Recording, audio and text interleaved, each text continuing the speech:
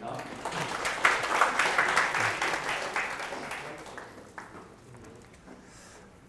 네, 저는 프리체인 랭귀지 모델로 토이 프로젝트 시작하기라는 제목으로 발표를 진행할 윤지성인데요. 앞에 두 분이 발표를 너무 잘해주셔가지고 약간 긴장이 되는데 아무튼 발표 한번 시작해보도록 하겠습니다. 네, 저는 현재 컴퓨스라는 회사에서 이제 챗봇 개발하면서 전문 연구원 하고 있는 그런 상태고요. 평소에 NLP 좀 하고 있었는데 이번에 좀 몇 가지 좀 프로젝트 진행하면서 결과물 낸 것들을 좀 진행하면서 공유하는 자리가 될 것 같습니다. 그래서 약간의 어떤 개발기, 프로젝트 개발기 약간 이런 느낌으로 진행하겠습니다. 네, 전체적인 목차고요. 처음에 이제 어떻게 프로젝트 하게 됐는지, 그 프로젝트 기획이랑 제가 진행했던 프로젝트는 버트 기반으로 이제 객체명 인식을 하는 그런 프로젝트였는데요. 이제 이거 어떻게 구성했고, 이거 말고도 좀 적용해 볼 만한 것들이 뭐가 있을까, 그리고 마지막에 정리하는 그런 순으로 이제 진행하도록 하겠습니다. 네, 먼저 프로젝트 시작하게 된 계기인데요. 이제 제목에 나와 있듯이 이제 토이 프로젝트를 왜 해야 하는가를 저희가 좀 생각을 해봐야겠죠. 저는 이제 세 가지 정도로 좀 생각해봤는데, 먼저는 좀 저희가 새로운 기술을 좀 익히는 그런 연습하는 그런 게 좀 필요하고, 어떤 새로운 모델이나 새로운 라이브러리 나왔을 때 좀 사용하는 그런 게 좀 경험이 필요하고, 어떤 새로운 태스크 혹은 새로운 데이터에 대해서 좀 이제 실험해보는 그런 경험들을 또 얻을 수 있고요. 또 마지막으로 가장 중요한 자신을 피할할 수 있는 좀 객관적인 그런 자료를 만드신다는 점에서 토이 프로젝트를 꼭 해야 된다라고 말씀드리고 싶습니다. 그래서 앞에서 많이 좀 나왔던 장표인 것 같은데요. 그래서 요즘에 이제 NLP는 프리체인드 모델이 가장 핫한 이제 그런 시대가 된 것 같습니다. 그래서 앞에서 방금 설명 잘 해주신 어떤 것처럼 이제 버트 기반으로 여러 가지 이제 모델들이 이제 나와 있는 상태고요. 또 이제 버트가 사실 나온 지 1년이 약간 넘었는데 그 밖에도 이제 아까 나왔던 것처럼 굉장히 많은 모델들이 나왔고, 또 이제 파라미터도 굉장히 몇 배는 많은 그런 엔비디아에서 나온 저런 모델들도 나왔고, 또 굉장히 경량한 그런 뭐 디스틸버트나 뭐 알버트 이런 것들도 나와 있는 상태입니다. 이제 프리체인 모델 사용하는 이유는 당연히 성능이 좋고, 또 이제 저희가 적은 데이터를 갖고 있어도 파인 튜닝을 통해서 이제 좀 좋은 성능을 낼 수 있다라는 게 이제 어드밴티지가 될 것 같은데요. 그래서 한마디로 이제 올해 논문이나 이런 것들을 다 봐도 버트의 시대였다라고 할 수 있을 것 같습니다. 이제 버트가 또 다양한 태스크들이 가능하고, 이제 성능도 좋고, 이제 구현체들도 굉장히 많아져서 이제 프리체인 랭귀지 모델로 프로젝트 하는데 사실 이제 좀 거의 어려움이 없는 것 같아요. 그래서 이제 논문에서는 이제 이런 게 베이직 툴이다라는 그런 용어도 이제 나올 정도로 이제는 누구나 쉽게 사용할 수 있는 그런 단계가 된 것 같은데요. 그래서 이제 버트가 좋다니까 한번 써봐야겠다라고 생각해서 이제 프로젝트를 진행하게 됐습니다. 그래서 이제 프로젝트를 이제 기획하는데 몇 가지 질문들을 갖고 기획을 하게 됐어요. 그래서 어떤 모델을 쓸까? 어떤 NLP 태스크를 할까? 뭐 이런 것들에 대해서 질문을 던지면서 시작을 했는데요. 먼저 이제 버트 어떤 거 쓸까 고민했는데, 저는 GPU가 없어서 이제 프리체인을 할 수는 없고 이제 공개된 걸 사용해야겠다라고 생각했어요.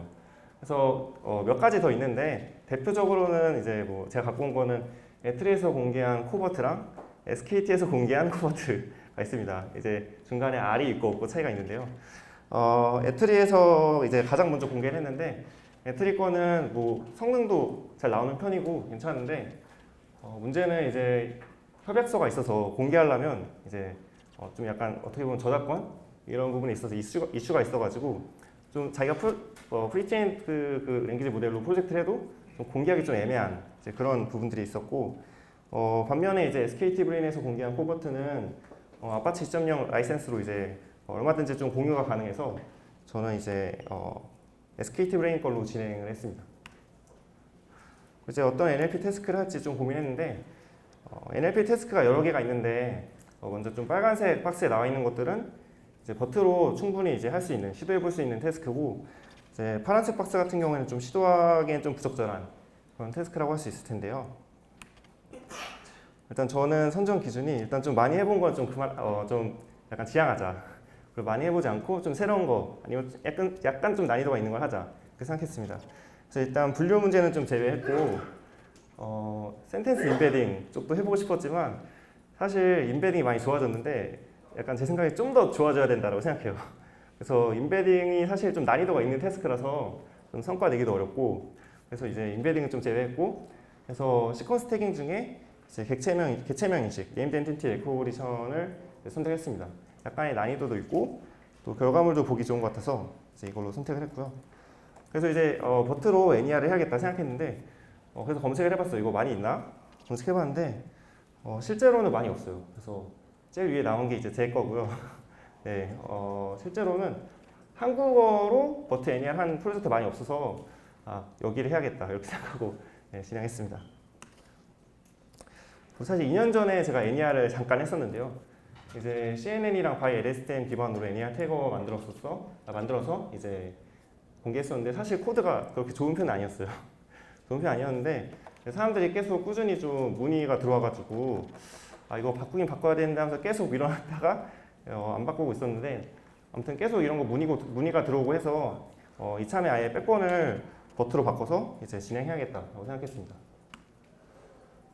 그래서 이제 데이터를 좀 생각해야 되는데요. 사실 어떤 태스크든 문제는 데이터예요. 왜냐하면 공개된 데이터가 거의 없습니다.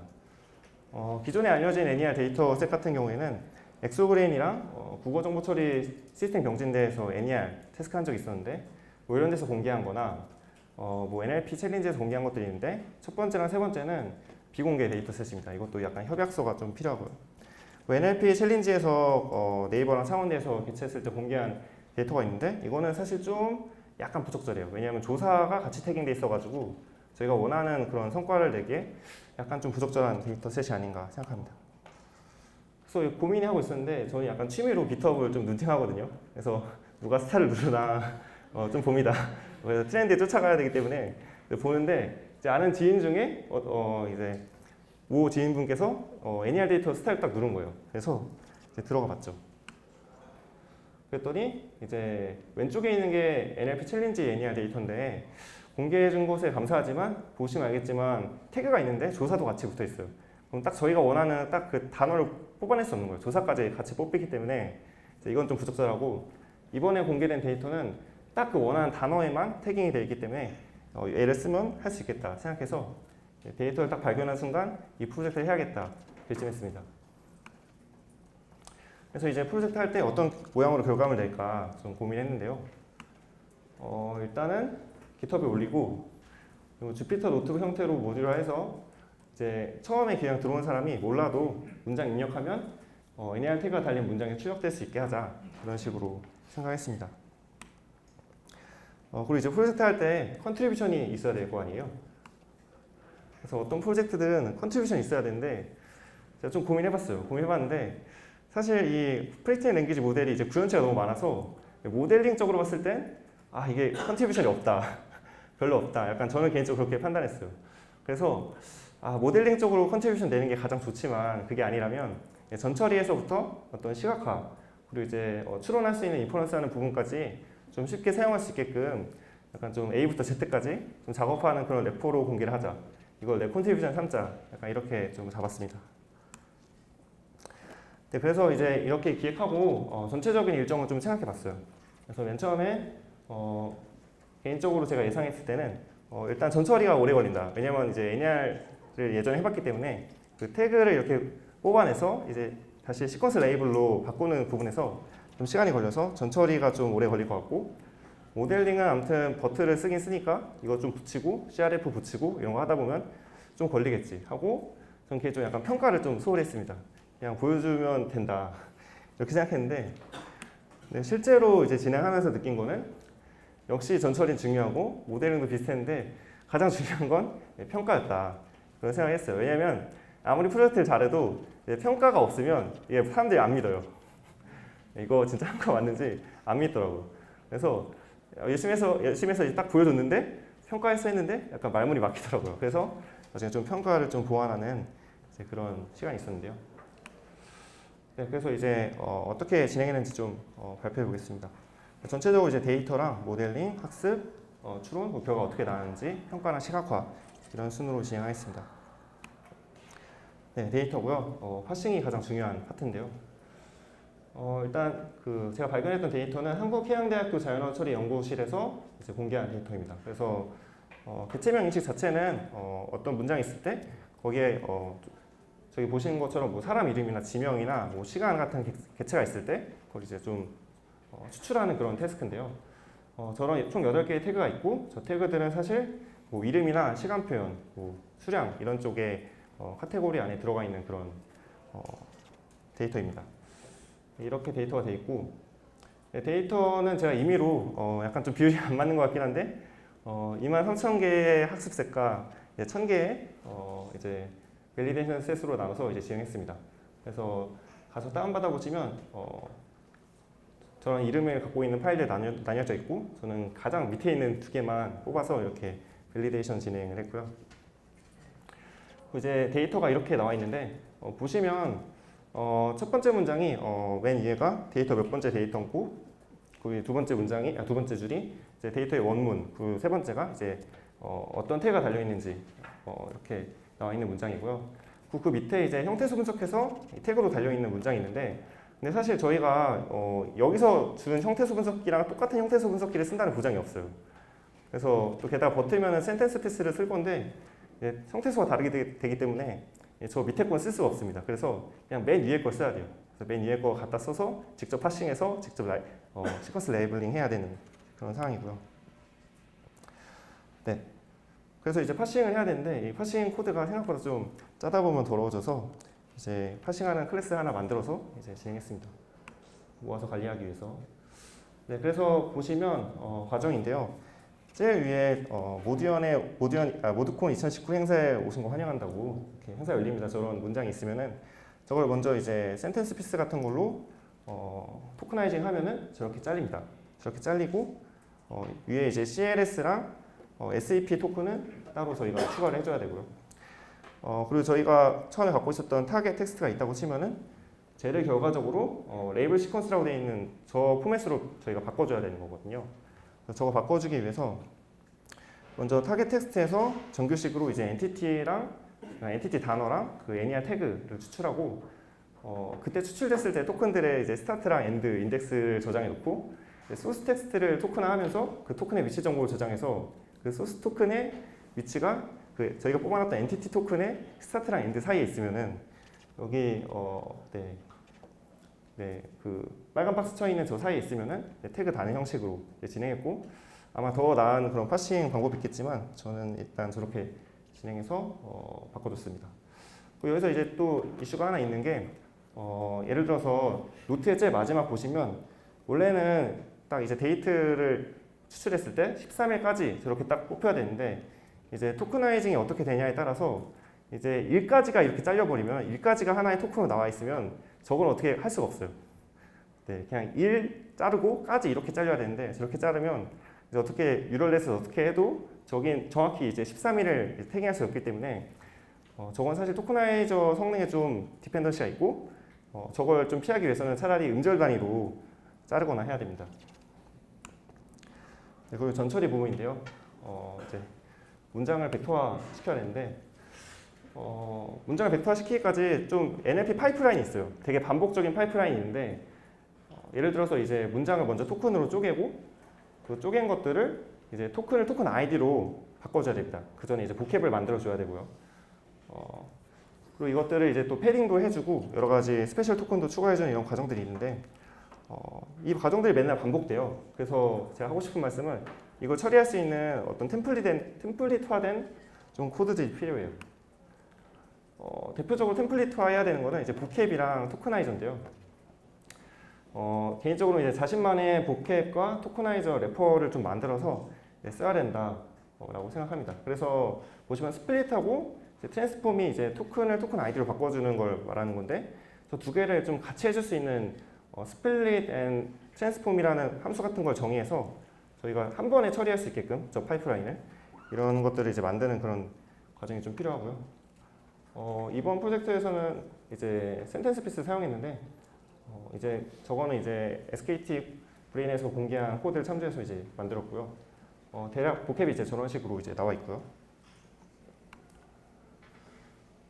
이제 버트를 사용하기 때문에 CLS랑 SAP 토큰을 이제 추가해줘야 되고 이제 나중에 패딩도 배치 학습하기 위해서는 해줘야 되고 이제 하기 때문에 저는 최종적으로 그 아까 말씀드린 스플릿 트랜스폼을 하기 위해서 이제 저 나름대로 함수를 정의해서 리스트 스트링이 들어왔을 때 리스트 스트링을 CLS랑 SCP 토큰이 붙어 있는 토큰 아이디로 바꿔주는 한 줄 코드를 만들어서 이제 진행을 했습니다.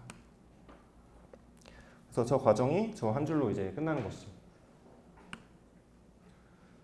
그리고 이 외에 좀 프로젝트 구조도 템플릿에서 갖고 있으면 토이 프로젝트 하기 굉장히 쉬운데요.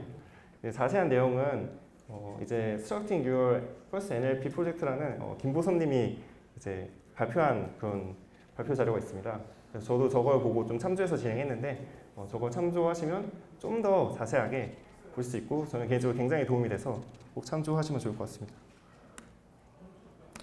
모델링 부분인데요. 모델링은 이제 저희가 NER이 해야 되기 때문에 시퀀스 태깅 할 수 있는 이제 버트 그림에서 네 번째 그림 형태를 이제 저희가 좀 진행하면 되는데요. 이제 이 경우에는 단순히 그냥 버트만 쓰는 경우랑 CRF랑 이제 중간에 뭐 RNN 계열을 쓰는 그런 세 가지 정도의 모델링 가능할 것 같습니다. 기존 모델과 비교하면 이제 버트는 그냥 이제 프리체인 랭귀지 모델에 CRF나 이런 네트워크 몇 개만 더 추가하면 되는데요. 기존 모델 같은 경우에는 여러 가지 네트워크에 피처가 굉장히 많이 들어갔어요.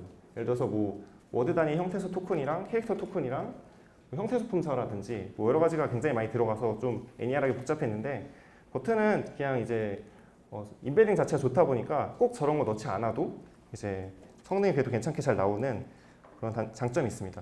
단점을 뽑자면 이제 프리체인 랭귀지 모델이라서 저희가 인풋을 함부로 바꿀 수 없어요. 그래서 좀 피처를 추가하는 게 인풋 단에서는 좀 어렵고 아웃풋 단에서 좀 추가해야 된다는 게 좀 단점 아닌 단점 아닌가 라는 생각이 듭니다. 네, 그래서 이제 간단한 코드인데요. 이제 모델링은 허깅 페이스에서 구현체를 공개했기 때문에 사실 거의 뭐 할 게 없습니다. 그래서 이제 지금은 뭐 트랜스포머라는 라이브러리로 이름이 바뀌긴 했는데 먼저 버트 모델이랑 컨피그레이션을 임포트하고 이제 가이드하는 그런 뭐 아니면 공개된 그런 컨피그레이션을 갖고 와서 버트 모델을 이제 선언하고 그걸로 이제 로딩을 한 다음에 저희가 필요한 네트워크를 붙여서 뭐 CRF나 뭐 피드포워드 뉴럴 네트워크나 뭐 드랍 아웃이나 이런 것들을 추가해서 모델링 하시면 되겠습니다. 그래서 이제 실제로 네트워크를 포워드 시킬 때 이제 그 앞에도 말씀드렸겠지만 그 어텐션 부분을 계산할 때 패딩 부분은 계산하면 안 되기 때문에 마스킹을 해줘야 되거든요. 그래서 인풋에서 이제 패딩이랑 똑같은 토큰이 들어오면 이제 마스킹 할 수 있게끔 어텐션 마스킹 코드를 먼저 만든 다음에 마스킹을 버트에 같이 넣어주고요. 버트에서 피처를 추출한 다음에 이제 추출된 피처를 NER 태그 디멘전에 맞춰서 이제 변환해줍니다. 변환해주고 맨 마지막에 이제 CRF를 붙여서 이제 맨 마지막에 나온 그 시퀀스 태그에 대한 로그 라이클리후드랑 NER 태그를 저희가 뽑아서 쓸 수 있습니다. 그래서 저 로그 라이클리후드에 마이너스 붙여서 로스로 사용하면 이제 학습이 진행됩니다.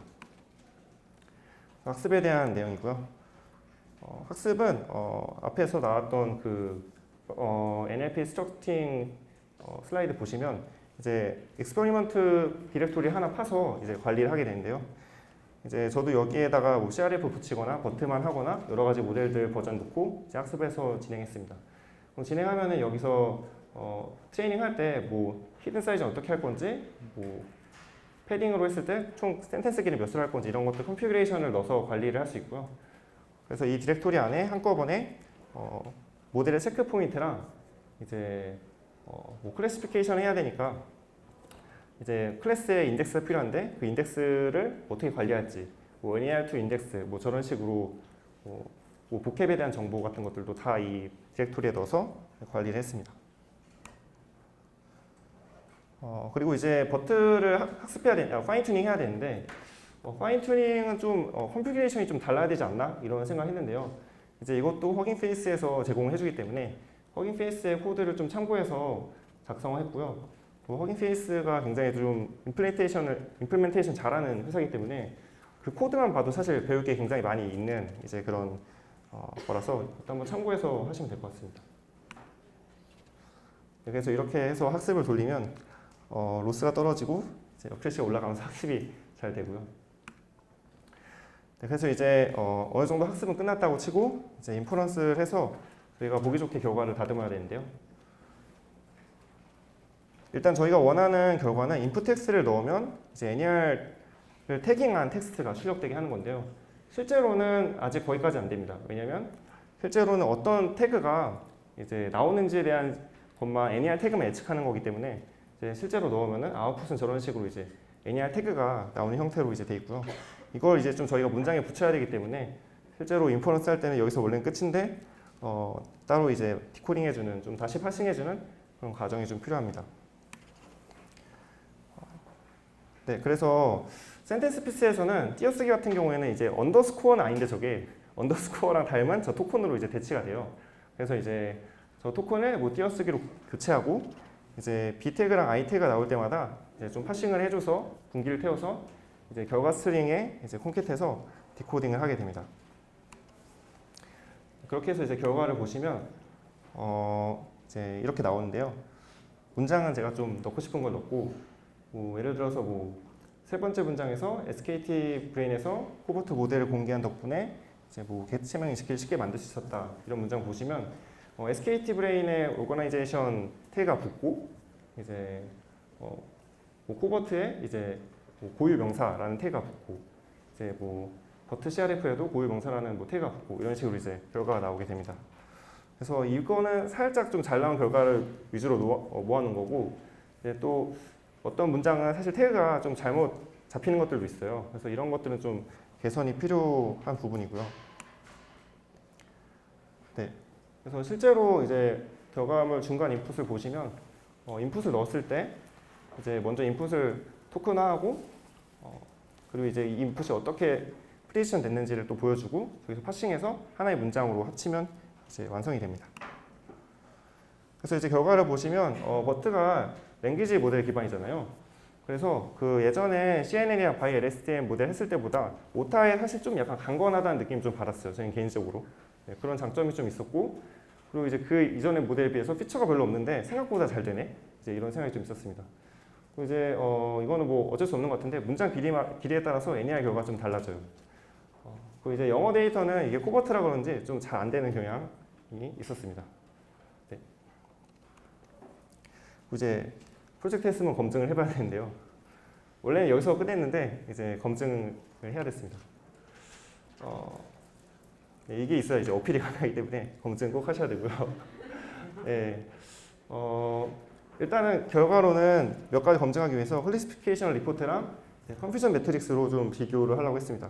그래서 결과를 보시면 데이트랑 펄슨 같은 경우에는 F1 스코어가 꽤 높아요. 이제 이거 뭐 평가 데이터에 따라 점수가 다르겠지만 95점 정도 나오거든요. 그래서 이제 사실 데이트나 펄슨 같은 경우에는 좀 써도 나쁘지 않다. 근데 사실 그 외의 태그에 대해서는 진짜 뭐 상용에 붙인다든지 이런 건 좀 리스크가 있는 그런 점수가 아닌가 생각합니다. 그래서 실제로 상용에 붙일 때는 좀 몇 가지 룰이 더 필요하다고 보이고요. 이제 컨퓨전 매트릭스 하면은 이제 어떤 태그가 어디로 잘못 예측되는지도 좀 보여가지고 이런 부분이 좀 평가하는 데 도움이 되는 것 같습니다. 이제 어큐리시나 로스가 어떻게 떨어지는지 이런 것도 좀 그래프 봐주면 좋을 것 같고요. 그 모델별 성능 좀 비교해 봤는데 먼저 코버트랑 CRF 붙인 거랑 이제 RNN 붙인 거 이렇게 했는데 실제로 체감상 했을 때도 평가하기 전에도 CRF가 좀 더 잘 되는 걸 느꼈는데 실제로 이제 에밸루에이션 했을 때도 그냥 CRF만 붙인 게 좀 더 잘 되더라고요. 그래서 뭐 RNN에서 좀 파라미터 튜닝이 좀 잘 안 됐을 수도 있고 뭐 그런 이슈가 있을 수 있을 것 같은데 아무튼 결과로서는 그냥 뭐 그 뒤에 RNN 안 붙이고 CRF만 붙인 게 성능이 더 좋은 그런 결과가 있었습니다. 네. 이제 시각화하는 부분인데요. 좀 더 래퍼를 꾸미고 싶은 그런 것도 있었고 좀 더 왜 잘 되는지 보고 싶어서 시각화도 추가해봤습니다. 네, 그래서 어텐션을 좀 시각화하자라고 생각했어요. 그래서 어텐션 시각화할 수 있는 툴 많이 공개돼서 이걸 한번 써봤는데요. 근데 이제 그냥 셀프 어텐션 나오기 전에 것들 보시는 분은 아시겠지만 의외로 사실 어텐션이 자기가 붙어야 될 것 같은 곳에 잘 안 붙어요. 막 한국 같은 경우에는 조사에 붙거나 이제 그런 경우가 많이 있는데 버트의 셀프 어텐션은 하이 레이어를 가면은 굉장히 잘 붙더라고요.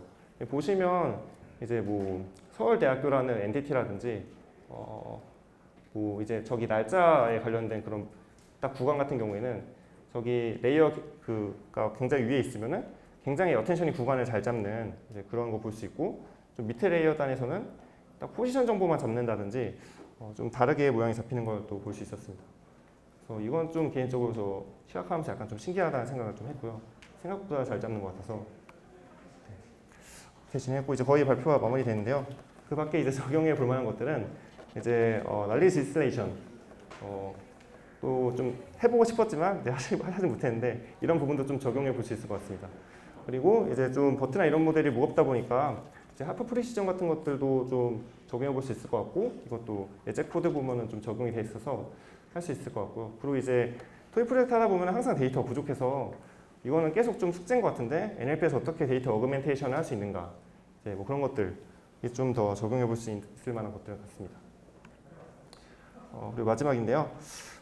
결과는 정리하면 프리체인 랭귀지 모델로 토익 프로젝트 하는 게 사실 이제는 좀 굉장히 쉬워졌다라고 좀 생각을 합니다. 그리고 이제 토익 프로젝트는 새로운 기술 연습해서 새로운 곳에 적용해 보는 건데, 프로젝트 하기 전에 내가 뭘 배울지, 어떤 걸 좀 컨트리뷰션 할지도 고민하면 더 좋을 수 있을 것 같다. 이제 자주 쓰는 코드는 특히 뭐 보캡이나 토커나이저 같은 경우에는 래퍼 만들어서 템플릿해서 이제 미리 좀 그런 코드들은 갖고 있고, 나중에 모델링에만 좀 집중할 수 있게끔 진행하면 좋다. 그리고 이제 다른 사람이 쓰는 코드를 그냥 적용해 보는 것만으로도 굉장히 많이 배운다 라는 거고요. 그리고 마지막은 이제 좀 평가인데요. 계속 평가를 강조하는데, 평가를 안 하면 이 프로젝트 했다는 걸 증명할 수 없습니다. 그래서 꼭 평가를 해야 된다라고 말씀드리고 싶습니다. 네, 제 발표는 여기까지고요. 혹시 질문 있으신 분 있을까요? 네.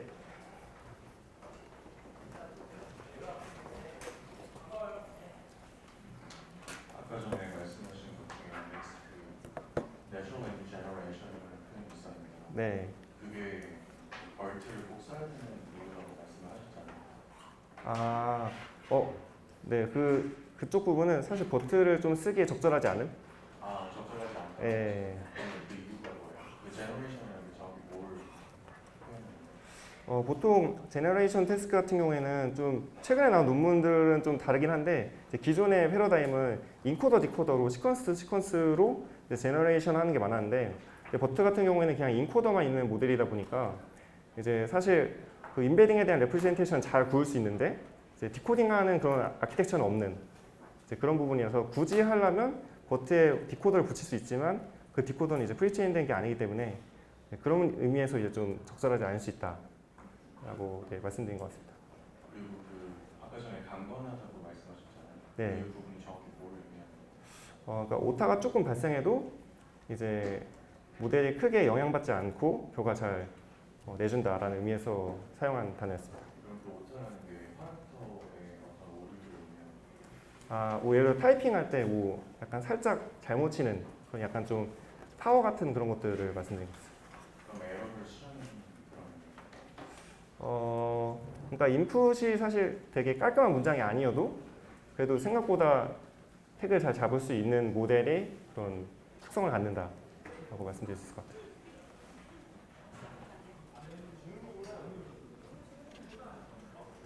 네, 아마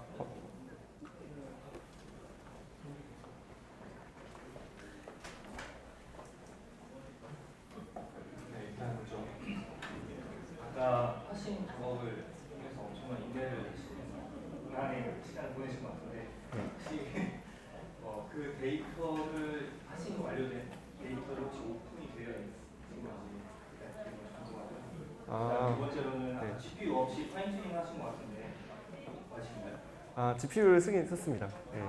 그러면 네.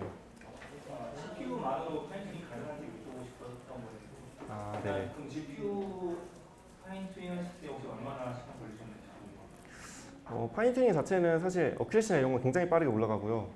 그 배치는 한 128 정도 세팅해서 해가지고 뭐 그냥 비싼 GPU가 아니어도 그냥 GPU 하나 있으면 파인튜닝 하는 데는 큰 무리가 없는 것 같고요. 그리고 파싱한 데이터는 없지만 이제 좀 제 코드 완벽하지 않지만 제 코드 사용하시면 예, 쉽게 파싱할 수는 있을 것 같습니다. 예. 예, 그러면 더 이상 질문이 없는 것 같아서 이상으로 제 발표 마치겠습니다. 네, 저희 이제 40분까지